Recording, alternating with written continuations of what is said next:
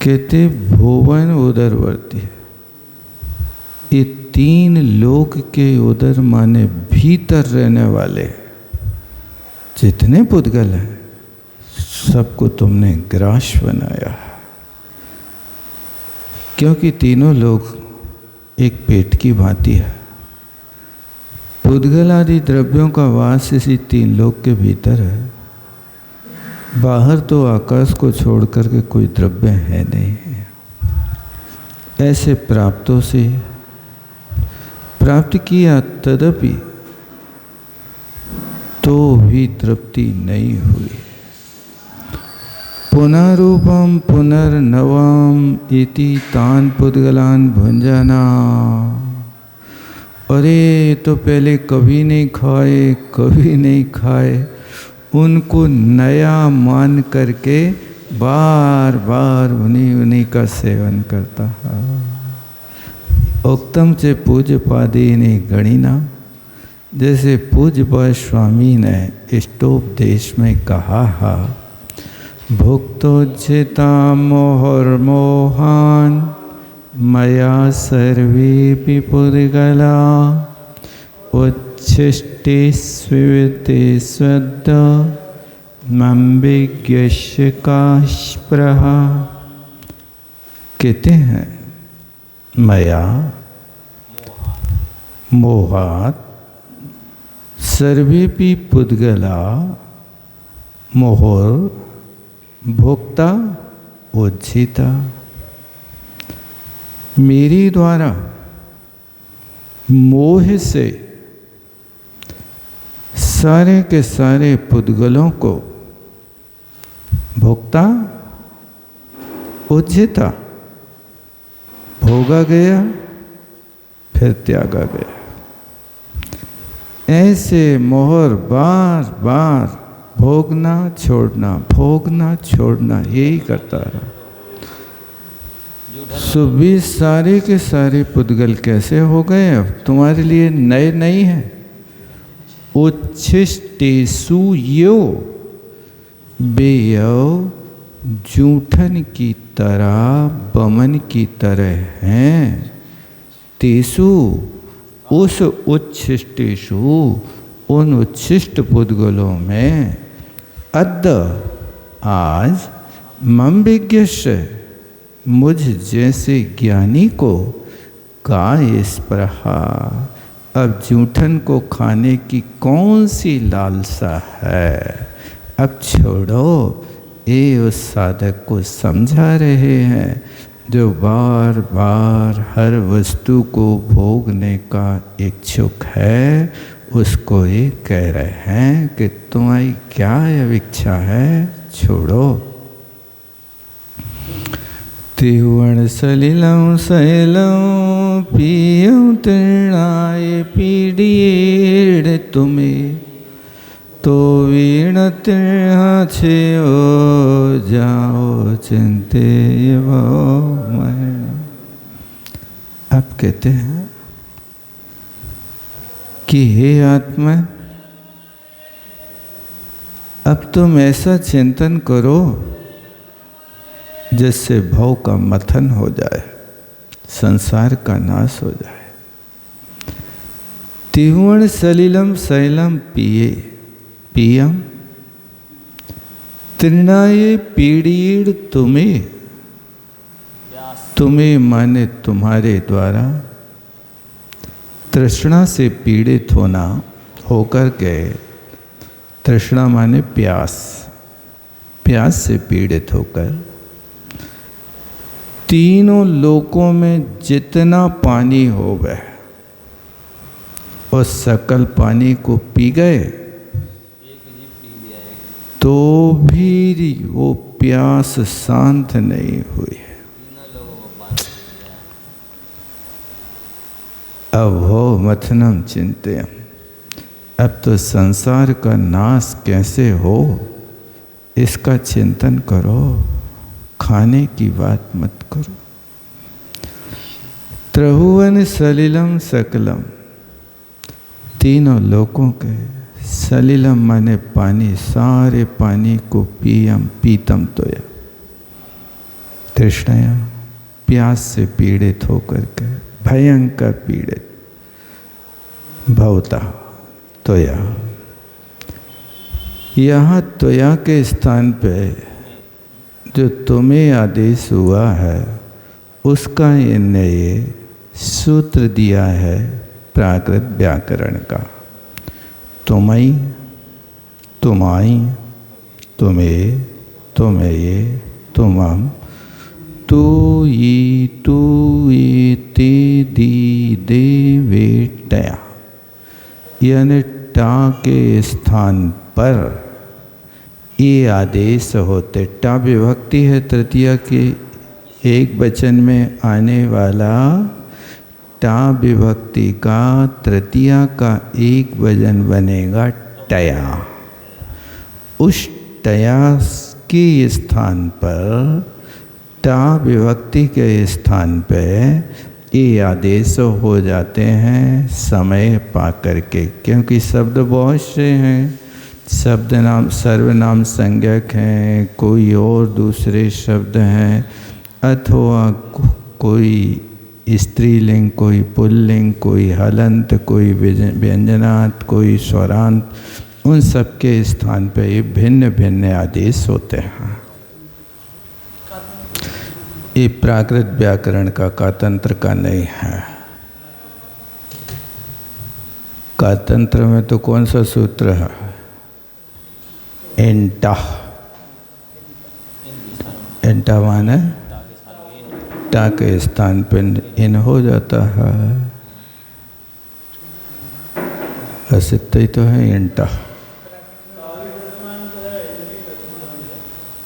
टा के स्थान पर टा इन, टा षष्ठी का एक वचन है, विसर्ग का लोप हो गया, इन पड़े रहते, इसलिए टा षष्ठी निकालना वहाँ पर। यदि टा इन होगा तो ऐसा होगा, या इन टा होगा। इन, हाँ, टा के स्थान पे इन आदेश, इन प्रथमांत। टा वचन सही युष्मदा तुम्हें आदेश। कहते टा वचन के साथ युष्मद शब्द की तृतीया के एक वचन में तुम आदेश हो जाता। सूत्र में रखा ना तुम्हें, यही तुम्हें शब्द यहाँ हिंदी में प्रयोग होने लगा। इससे भी तृष्णा माने प्यास का छेद नहीं हुआ।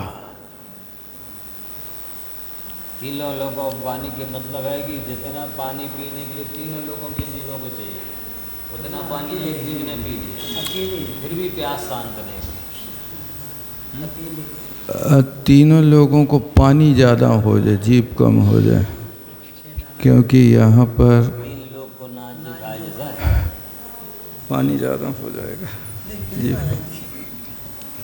तीन लोगों को नाच पानी क्या है? अनाज से ज़्यादा होता। अनाज का स्थान कम है, पानी में तो कितने समुद्र हैं, असंख्यात समुद्र।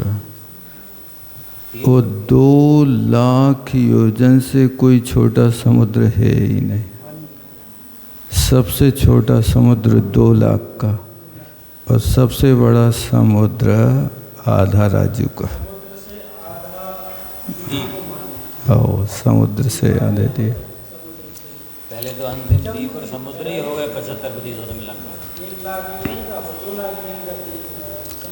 वे तो उनका आधा क्षेत्र है, समुद्र से आधा क्षेत्र द्वीप का है, 75% और द्वीप से दूना क्षेत्र पानी। पानी सब जगह ज़्यादा है। समुद्र मात्र का 2 लाख योजन है, लेकिन उस समुद्र में जो 3 लाख नदियाँ निकल रही हैं, मिल रही हैं, उनका तो और अब क्षेत्र देखो कितना बन जाएगा। 3,17,000 जम्बू द्वीप में नदियाँ हो रही हैं पूरे। तो वे सारी नदियाँ 2 लाख योजन का तो लवण समुद्र सिर्फ चौड़ाई में है, उसका तलभाग और ऊपरी भाग मिला करके जल का जब स्तर नापेंगे अथाह होगा।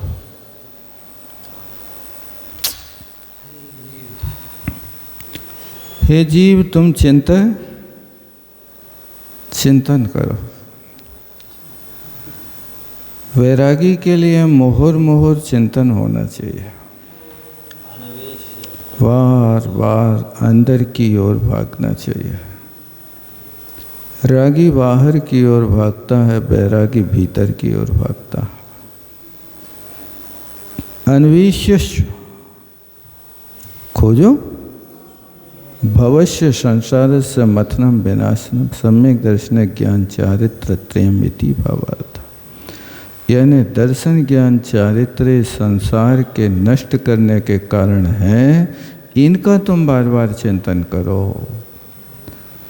गई उज्जाई मणिवर कलेवर आई तुम्हें अणे आई ताड़म नृत्य पमाणम अर्धंत भवसाए।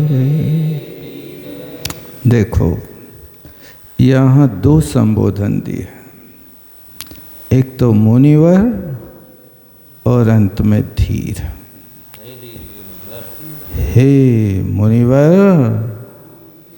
देखो श्रावकों को संबोधन नहीं दे रहे, मुनिराजों के लिए है।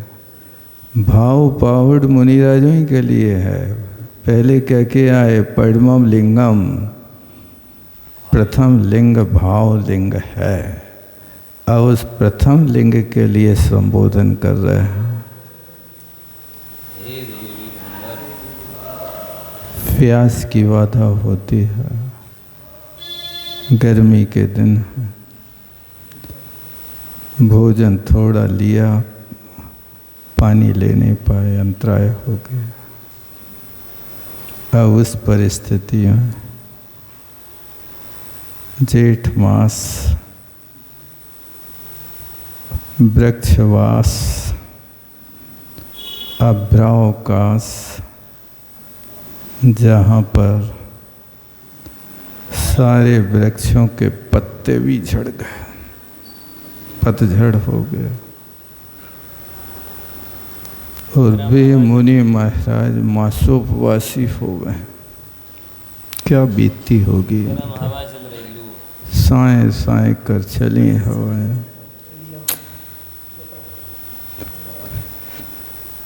धन्य है वे मुनि महाराज।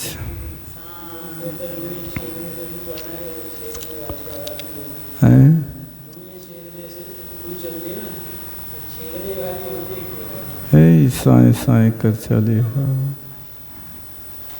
जेठ के महीना में लोग चलते। 40 वर्ष पूर्व तक सहन करते थे आदमी। और वो भी एक ही स्थान पर बैठे रहते।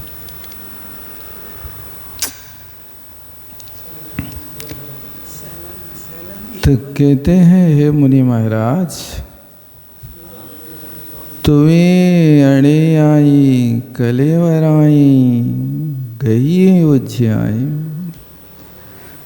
ताणम अनंत भव सायरे पमाणम नथी धीरा। हे धीर वीर, तुमने अनेक अनेक कलेवर माने शरीरों को ग्रहण किया और त्याग किया, ग्रहण किया त्याग किया, एक श्वास में 8-10 बार। उसका प्रमाण नहीं है। यहाँ कह रहे दीर्घ श्वास लो, मंद श्वास लो। वहाँ ये तुम्हारी दीर्घ और मंद श्वास से मतलब ही नहीं। नाड़ी का स्पंदन न दीर्घ होगा न मंद, बस उसी गति में चल रहा है कि वो नाड़ी का स्पंदन एक अंतर मुहूर्त में 3773 बार, बस उस 3773 बार में 66,336 बार जन्म मरण करना। ये आगम का नपा तोला नियम है। नहीं तो आप सो के हम सांस थोड़ी गहरी ले लें, थोड़ी दीर्घ ले लें, थोड़ी रोक के ले लें, ये सब कुछ नहीं। वो प्रकृति का है, उसमें आप कुछ कर नहीं सकते। गृहीत उज्जतानि हे मुनि प्रवर, हे मुनि श्रेष्ठ, कलेवराणि शरीराणि त्वया अनेकानि तानि। ऐसे उन शरीरों को तेषां कलेवराणाम नास्ति न विद्यते प्रमाणम, जिनका कोई प्रमाण नहीं है। गणनम अनंतत्वात्, गिनते बैठो, गिनने के लिए बैठो तो अंत नहीं मिलेगा, अनंत होगा। ऐसे अनंत भव सागर में, अंतातीत संसार समुद्र में, हे धीर वीर मुनि महाराज, ध्येयम, तुम थोड़ा ध्यान तो लगाओ, इन सब विषय को ध्येय बनाओ। ध्यातुम योग्यम ध्येयम, ध्येयम ध्येयम प्रति धी, ध्येयम ईयर्ति इति धीरा। जो अपना ध्येय है उसके प्रति बुद्धि को जो लगाते प्रेरित करते हैं उनको धीर कहते हैं। ध्येयम अरियति है, अपनी बुद्धि को अपने लक्ष्य की ओर, उद्देश्य की ओर लगाते हैं, उन्हें धीर भी कहते हैं। रिवी गदव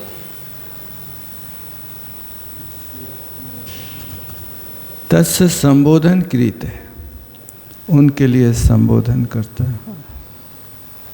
हे धीर, हे योगीश्वर, भाव चारित्र के बिना कभी भी मोक्ष नहीं होगा।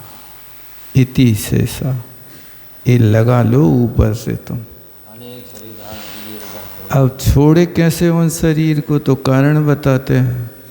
विषवीण रत्तक भय सत्तगाण संकलेशाण, आरुसासाण जय आऊ।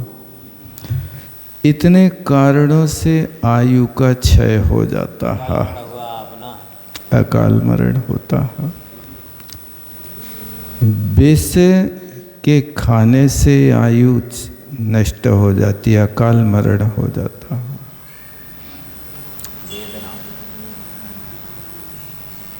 अकेले विष मात्र को नहीं समझना, जिन वस्तुओं के सेवन से आयु क्षय हो जाए वो सब विष की कोटि में आ जाए, ऐसा भी है।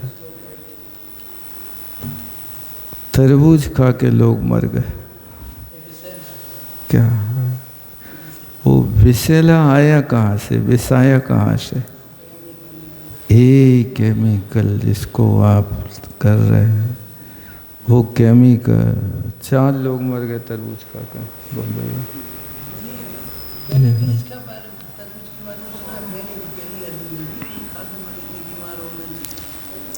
मतलब वो कोई रसायन वगैरह केमिकल वो डालते हैं, खाने से वो जहरीला होगा।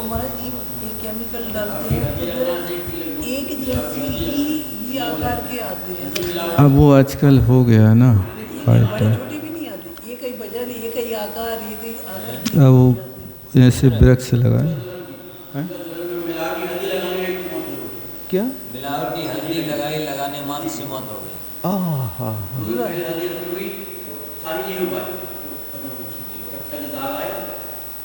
अच्छा, मतलब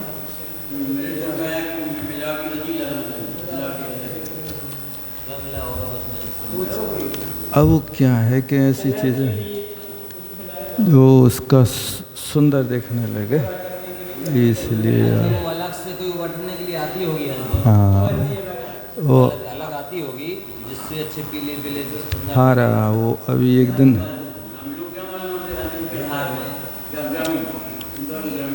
जब लगाने से हो जो खाने से क्या होगा? नहीं, वो नरसिंहपुर में देखा था एक दुकान पे, विवाह की हल्दी, विवाह की हल्दी है। तो मैंने उससे पूछा कि ये विवाह की हल्दी क्या है? दुकानदार जैनी भाई था। बोले ये हल्दी विवाह में चढ़ाने के लिए उपयोग की जाती है, लपेटते हैं ना हल्दी वगैरह, तो उसको कुछ मिला करके और सौंदर्य लाने के लिए करते हो। तो देखो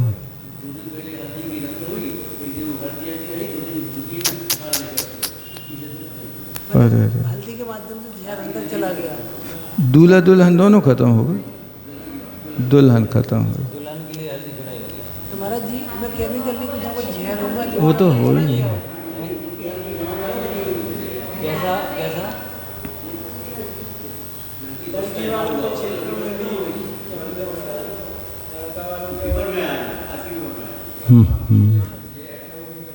क्या हुआ होगा?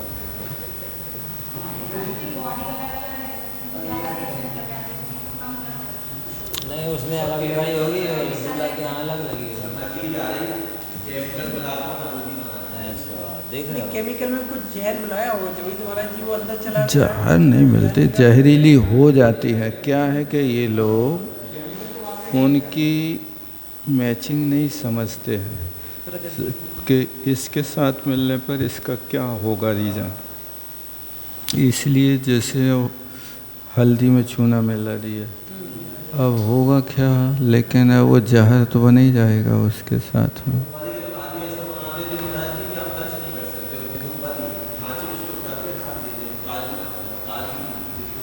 काजू तो फिर जोर में देखने मूंगफली को पीस के काजू के आकार में मूंगफली ओ हो ही रहा।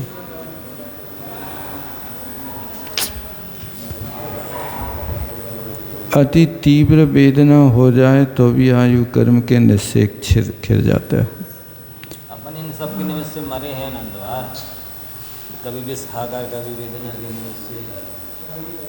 रक्तक्षय,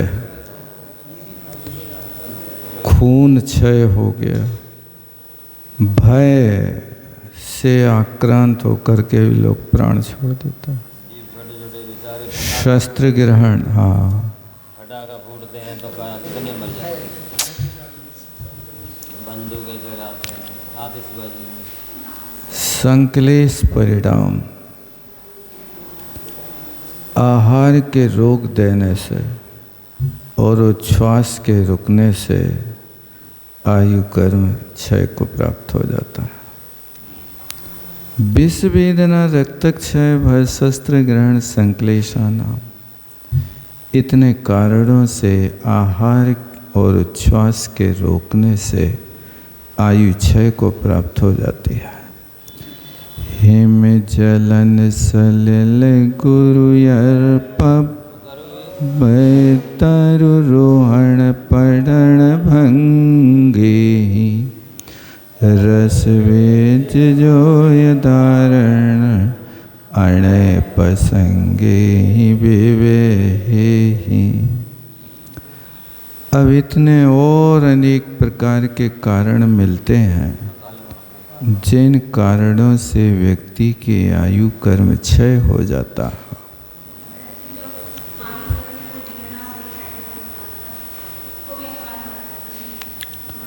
देखो उदीर्णा की व्यवस्था समझो, बिना उदीर्णा के कोई कर्म का उदय होता नहीं। प्रत्येक कर्म का उदय होगा तो उदीर्णा पूर्वक होगा, लेकिन वो उदीर्णा तीव्र हो रही के मध्यम हो रही के जघन्य हो रही, उस उदीर्णा पर डिपेंड करता है कि वो उदीर्णा यदि जघन्य और मध्यम चल रही है तो उदय में अपने निश्चय के अनुसार चल रही है, और यदि वहाँ पर उसके उदीर्णा के सामान्य रूप से चलती रहे तो वहाँ पर उसका कुछ मरण नहीं होगा, बच जाएगा। अब आप विचार करो कि छठवें गुण स्थान के ऊपर बिना उदीर्णा के उदय चल रहा है। आयु कर्म का उदय तो है लेकिन उदीर्णा नहीं हो रही। और ये है कि साता असाता वेदनी का भी वहाँ उदीर्णा रुक गई, इसलिए आहार संज्ञा समाप्त हो गई। छठे गुण स्थान तक उसकी उदीर्णा है, इसलिए छठे गुण स्थान तक आहार संज्ञा है असाता वेदनी की, वहाँ उदीर्ण नहीं है। इसलिए 14 परिचय तो है लेकिन आहार की इच्छा नहीं है, वो असाता का उदीर्णा निमित्त हुआ। असाता का उदय समाप्त नहीं हुआ, उदय तो 13वें और 14वें गुण स्थान भी चलेगा, बस उदीर्णा समाप्त हो गई, आहार संज्ञा समाप्त हो गई। यही उदीर्णा समाप्त, यही असाता वेदनी का बंध भी समाप्त। छठे गुण स्थान में होता है ना असाता का, इसके आगे नहीं होता, प्रमाद प्रत्यय है। छठे अथवा मसम असाद मसम अरंति सोगम असात।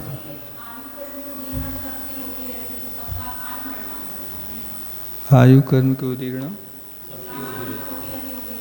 सबकी समान हमेशा होना है, बिना उदीर्णा के उदय होने ही नहीं, पक्का है। तो वो अकाल मरण नहीं कहेंगे, अकाल मरण उसको कहेंगे कि जब तीव्र उदीर्णा का निमित्त मिलेगा।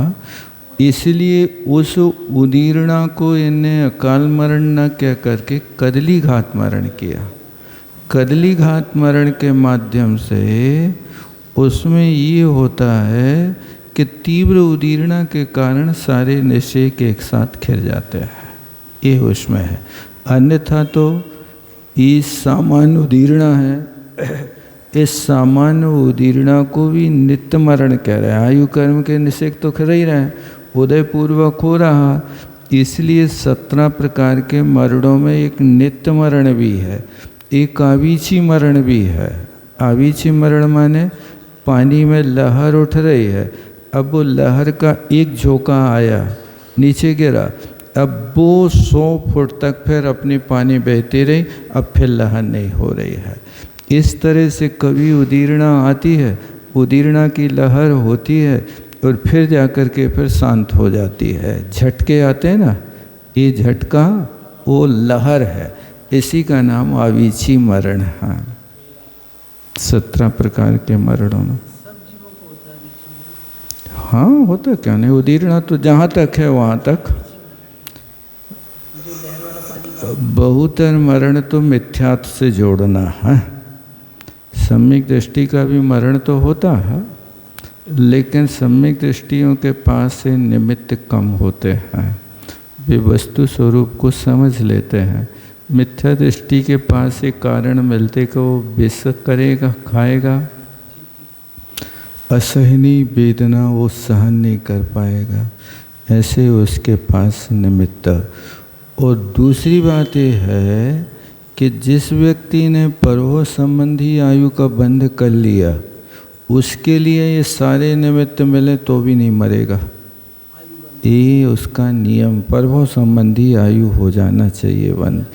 ये भुज्यमान आयु के साथ में ये निमित्त मिलेंगे तो मरेगा, अन्यथा नहीं मरेगा। अब ऐसे भी निमित्त देखने में मिलते हैं। 250 लोगों में एक बच गया और शेष मर गया। अहमदाबाद में जहाज गिरी तो नहीं 2-3-4 महीने पहले, तो उनमें एक बचा सिर्फ। इससे लगता है कि इस व्यक्ति ने परोह संबंधी आयु का बंध कर लिया, इसलिए जहाँ बचने के कोई चांस नहीं, वहाँ से भी निकल के आ रहा, उसके साथ ही घटित होता है। 60,000 में से भागीरथ बचा था अकेले। 60,000 में से भागीरथ बचा। पर वो अब क्योंकि वो आबाधा इतनी पड़ गई ना, अब वो आबाधा उसकी जितनी पड़ी है ना, उसके समय पे, उस समय से पहले नहीं आएगा, वो उसका नहीं होगा, वो अकाल मरण नहीं होगा।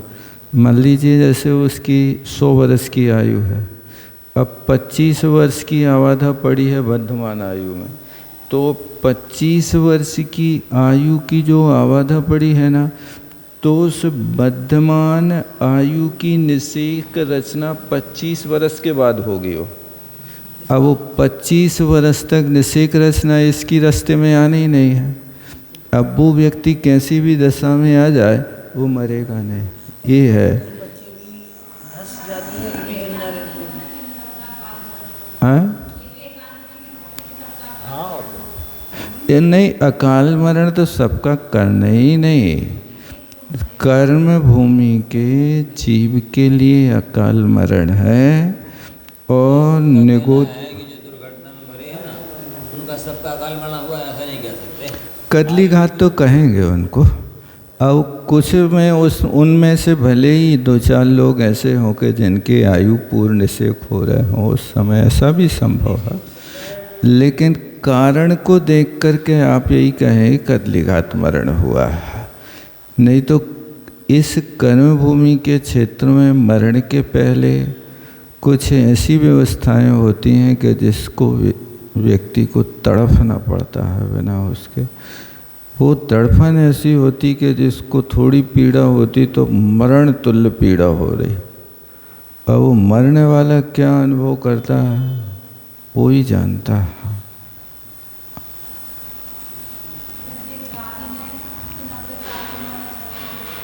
क्या?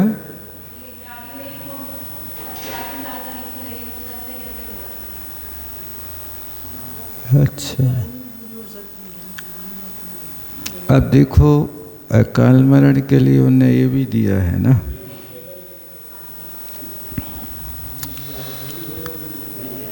अब ये दुर्घटना से मर रहे हैं तो प्राय तो अकाल मरण हुआ ऐसा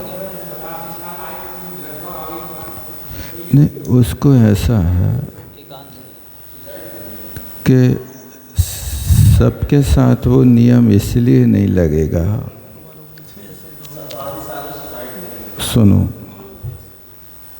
जैसे श्रेणक के मरण को कई लोग अकाल मरण कहते हैं, लेकिन श्रेणिक का अकाल मरण नहीं है, क्योंकि श्रेणिक ने पर्व संबंधी आयु का बंध कर लिया था। सिद्धांत इसको स्वीकार नहीं करेगा कि श्रेणिक का अकाल मरण मरा। बस ये है कि भयभीत हो गया और उसने उस दुश्मन को आते देखते ही अपने प्राणों को खो दिया। मैंने उसको एक अपमान और दूसरी पिटाई, ये 2 चीज़ें भयंकर थी।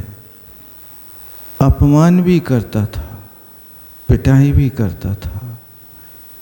अभी एक व्यक्ति 1 सप्ताह पहले आया था, वो भी इतना दुखी, भाई साहब इतना दुखी। उसके लड़के कुछ भी नहीं करते, 2 लड़के हैं, और पिता ने कहा बेटा तुम्हें गाल में एक फोड़ा हो रहा है, इसको दिखा लो नहीं कैंसर ना हो जाए। तो उस लड़के ने इतनी गालियां दी, इतनी गालियां दी उसको बाप को, और वो मार भी तैयार हो गया। वो आंसू बहा रहा पिता के, बताओ हम कह रहे हित की बात और वो हमें गालियां दे रहा। ऐसे कुणिक की भांति बहुत सारे बच्चे अपन को अभी सुनने देखने, लेकिन एक श्रावक इतना सहनशील है कि अपनी घर की बात किसी को कहता नहीं। अंदर कितनी घुटन होती है उसको, वो सब सहन कर लेता है, बस किसी को कहता नहीं, और वो खून के आंसू हमेशा पीता रहता है। नाम नहीं लो इसमें आ रहा, ऐसे ही है, वही की है घटना, लेकिन ऐसे हैं बहुत सारे लोग।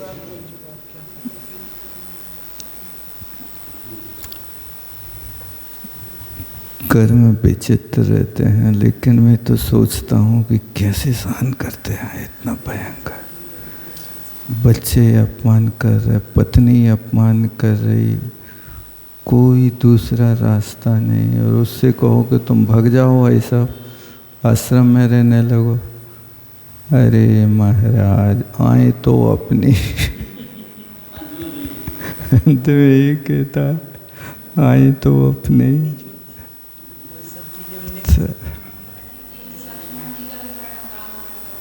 बहुत सारे राजवार्तिक में लक्ष्मण जी का है, इनका है, पांडवों का है। तो पांडवों वगैरह ने तो पहले कर लिया था, और छपक श्रेणियाँ आरोहण करने वालों के लिए तो अकाल मरण होते ही नहीं है। अकाल मरण नहीं उनका, छपक श्रेणी आरोहण कर रहे तो नकुल और सहदेव के विषय में विचारणीय है, लेकिन जो छपक श्रेणी आरोहण कर रहे हैं उनमें आप विचार नहीं कर सकते। वैसे है कि आयु कर्म के निश्चय किस निमित्त से छूटेंगे, वैसी बात है इतना। जल्दी झड़ सकते हैं।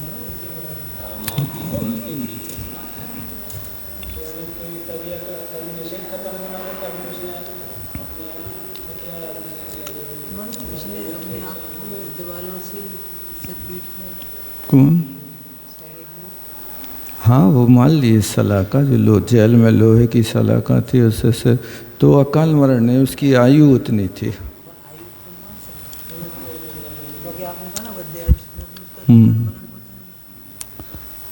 तो कहते हिम माने बर्फ, जलन माने अग्नि और सलिल माने पानी। गुरु यार पब्बे, बड़े विशाल पर्वत से तरुरोहण पतन भंग गई, गिरने आदि से भंग हो जाना, अंग भंग हो जाना, टूट जाना। रस, विद्या, योग धारण आदि इन प्रसंगों से, अनय प्रसंग माने इनका प्रसंग योग नहीं था उस समय नष्ट होने के योग, लेकिन असमय में उसको ले आए तो अनय प्रसंग है। अथवा और दूसरी अनीति के प्रसंग हो सकते हैं। हाँ, अनीति मतलब ये मरने की नीति तो नहीं थी। आप बर्फ में झुलस जाओ, पानी में कूद जाओ, अग्नि में कूद जाओ, तो ये अनीति तो है। आप ऐसी अनीति से प्राण कमा रहे हो, होता है। और भी अनीति के प्रसंग दूसरे हो सकते हैं। मारने के तरीके, विदेशों में जेलों में देने वाली यातनाओं के विषय में सुनो तो पता चलता है कि व्यक्ति कितनी यातनाएं। एक भारतीय व्यक्ति अमेरिका की जेल में चला गया, उस भारतीय व्यक्ति को ये यातना दी कि -10 डिग्री टेम्परेचर में रखा 10 दिन तक। उसको ऐसी भयंकर तड़फ गया ठंड में, बस मरा नहीं। ये हिम की स्थिति या तो स्वयं के द्वारा या दूसरों के द्वारा बना दी जाती है। ऐसे भी प्रसंग होते हैं। यहाँ 15-20 डिग्री में थर थर काँपते हैं, वहाँ माइनस में उनको रखा, क्या दशा हुई होगी उसकी। केषांचित जंतूनां मानवानां शीतेन अपमृत्युर्भवति। ठंड के कारण, हिम आदि बर्फ आदि गिर जाने के कारण मर जाते हैं। केषांचित ज्वलनेन अग्निना अपमृत्यु, अग्नि में जलकर मर जाते हैं।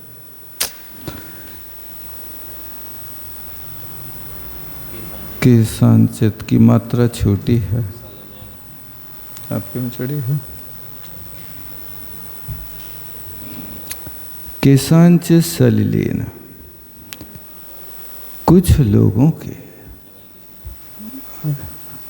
पानी से, समुद्र आदि के जल से अपमृत्यु हो जाती है। गुरुतरा अति उन्नत शिखरा, बहुत ऊंचे ऊंचे शिखर हैं।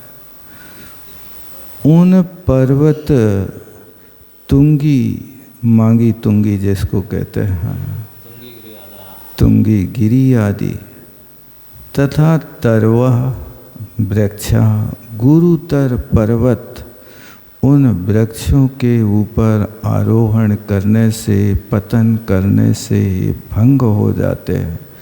शरीर का भंग मर्दन आदि होने से गर्दन मीड़ देते हैं, कहीं कुछ कर देते हैं। ये सब हिम जलन सलिल गुरुतर पर्वत तरुरोहण पतन भंग के द्वारा रस विसरस या विद्या विज्ञान उसके योग से, अनेक औषधि के मेलन से, उसके धारण से, सेवन से, ग्रहण करने से अनय प्रसंग चे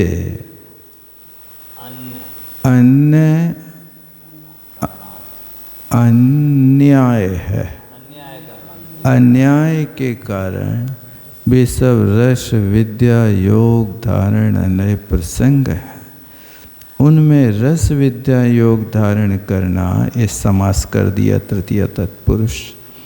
विविधि नाना प्रकारे तथा चोक्तम लक्ष्मीधरेण भगवता, जैसे लक्ष्मीधर भट्टारक ने कहा है, अन्नायेण दालित्यम हरे जी दो आवक लकड़िये विडुखोडयम मग्गु सचिक्खलु तो। अरे जीव, अन्यायेण दालिद्यम, अन्याय के कारण दरिद्र पुरुषों को दुहु आव गहु जी, अरे उनके लिए दुख ही दुख आता रहता है। अन्याय से वर्तमान में तो लगता कि बहुत लाभ है, लेकिन उसका फल अनंत गुणा चुकाना पड़ता। अन्याय का धन हरण कर लिया,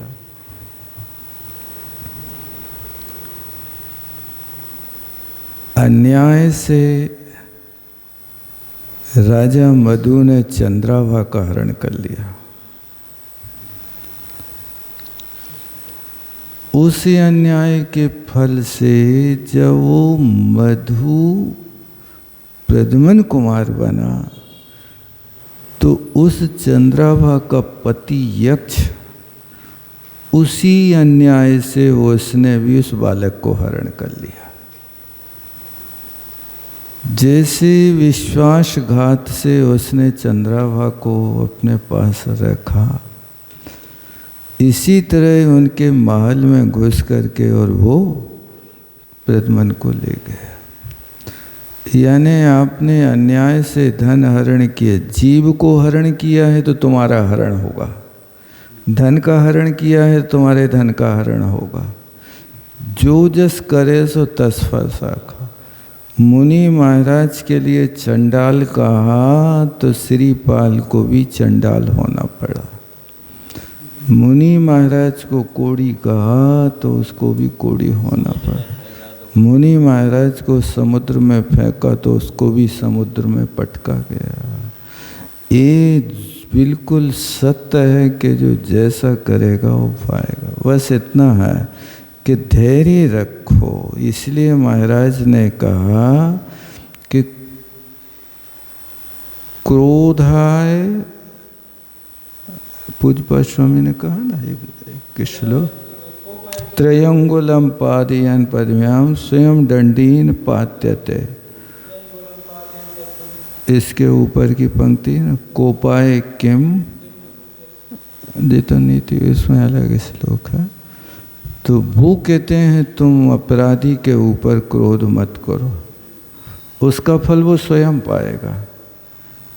3 अंगुल वाली जो तिकाड़ी होती है, एक पैर उसका टूटेगा तो धड़ाम से नीचे गिरेगा। इसी तरह ये तिगाड़ी है। विराट का कथा मानते हैं ये पंक्ति, जनाय परिकुप्यते नहीं पाते थे, लेकिन धैर्य नहीं होता।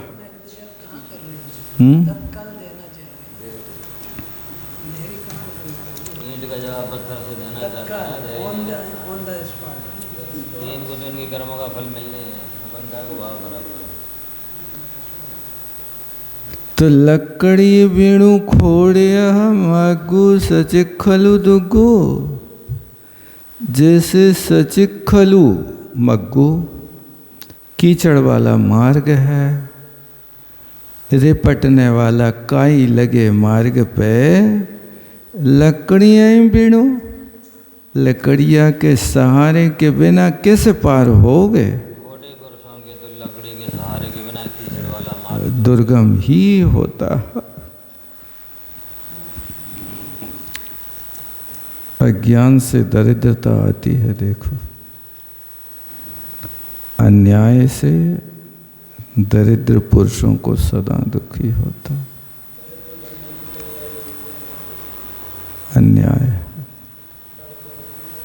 बस इतना ही रहना देता। वाणी के ज्ञान से सूझे लोकालोक। हे चिन्वाणी भाई।